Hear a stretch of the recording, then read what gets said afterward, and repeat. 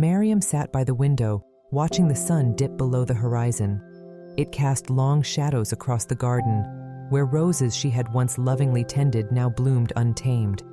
Her hands, once steady and strong, now trembled slightly as she clasped the pen in her fingers. The letter she had been meaning to write for years was finally beginning to take shape, but the words still felt heavy. She had been a single mother for as long as she could remember. From the moment her son Youssef was born, Mariam's life had revolved around him. She had sacrificed everything, her dreams, her comfort, her time, to ensure that he never went without. As a young mother, she had taken on multiple jobs, working long hours just to keep a roof over their heads. Despite the exhaustion, every time she looked at Youssef's bright, innocent face, she felt that it was all worth it. But now, sitting in her empty house, with her body growing frail and her health declining, Mariam felt the sting of loneliness more acutely than ever. It had been 5 years since Youssef had moved abroad for his job, and in those 5 years, their communication had dwindled from daily phone calls to sporadic messages, then finally to silence. It wasn't that Youssef had forgotten her. She knew he was busy. He had always been ambitious, always reaching for more, and she had encouraged that. She had worked tirelessly to give him the education and opportunities she never had. But in doing so, had she pushed him too far away? Had her sacrifices come at the cost of their bond? Mariam placed the pen down for a moment, staring out at the fading light. She thought back to the day Youssef had left for his new life in a foreign country. She had held back her tears at the airport, smiling bravely as she waved him off. He had been so excited, so eager to start a new chapter in his life, and she hadn't wanted to dampen that joy. But as soon as his plane had disappeared from sight, the tears had come, and she had cried the entire way home. The house had felt so quiet, so empty without him. She had tried to fill the void with work, hobbies, and neighbors, but nothing could replace the warmth of her son's presence. As time passed, Mariam began to feel her strength ebbing away. It had started with a persistent cough, then the fatigue that wouldn't go away no matter how much rest she got. A trip to the doctor had confirmed her worst fears. Her heart was weakening, and her time was limited.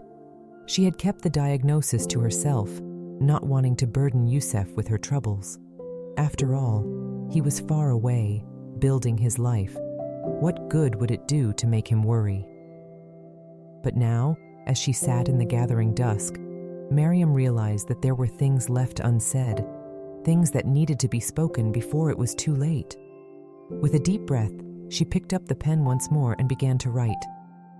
My dearest Youssef, it has been a long time since we last spoke, and I have missed you more than words can say. I understand that life has taken you far from home, and I am proud of everything you have accomplished. You were always destined for greatness, my son, and I know you have worked hard to achieve your dreams. But as I sit here tonight, alone in this quiet house, I find myself thinking of the past, the years we spent together when it was just the two of us against the world. Do you remember those days, Youssef? Do you remember how we used to laugh together, how I would read you stories before bed, and how you would fall asleep in my arms, feeling safe and loved? I want you to know that I have never regretted a single moment of raising you. It was the greatest joy of my life, and I would do it all again in a heartbeat. But there is something I must tell you, something that weighs heavily on my heart. My health has not been good, Youssef. I didn't want to burden you with this news, but the truth is, I am not sure how much time I have left. My heart is failing me, and the doctors have said that there is little they can do.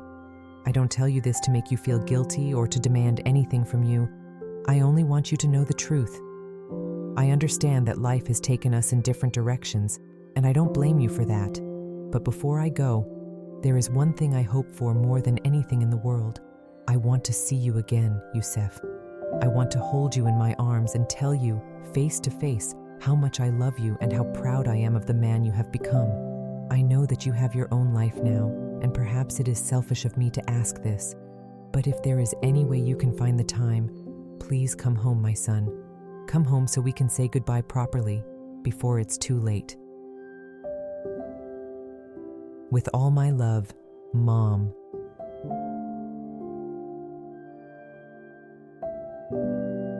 Mariam folded the letter carefully, slipping it into an envelope. She knew she couldn't send it right away. There was a part of her that feared Youssef wouldn't respond, that he was too busy, too far removed from their old life to come back. But she also knew that she couldn't leave this world without trying. The days passed slowly after that, each one blending into the next. Mariam grew weaker, her movements slower, her breath shallower. She spent most of her time sitting by the window, watching the seasons change. The roses in the garden began to wither, much like her own body, and she wondered if Youssef would return in time. One afternoon, as the autumn leaves began to fall, Mariam heard a knock at the door. Her heart leaped in her chest. Could it be? She struggled to her feet, her frail body barely able to support her weight. As she opened the door, her eyes filled with tears. There, standing before her, was Youssef.